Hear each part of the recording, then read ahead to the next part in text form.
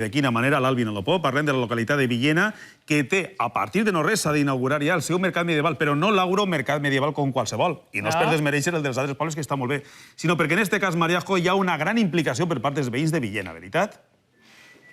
I això és el que fa, Alfons, que este mercat medieval siga únic. Darrere no n'hi ha una empresa ni un organisme públic, sinó l'Associació de Veïns del Raval. És un grup de ciutadans compromesos amb la seva ciutat i el seu barri, que fa 11 anys van decidir promocionar-lo turísticament. I la manera de fer-ho és organitzant este mercat medieval que cada any atrau a 50.000 persones. L'objectiu és aconseguir que vinguen 100.000 durant este cap de setmana. El que destaca és que venem moltes paraetes de mercaders que venen de tota Espanya, però cal fixar-se en la decoració i sobretot en els vianants que trobarem, perquè tots són veïns que van camuflats de medieval. Després s'arremeneix perquè este és un mercat en el qual ens espera alguna sorpresa nupcial.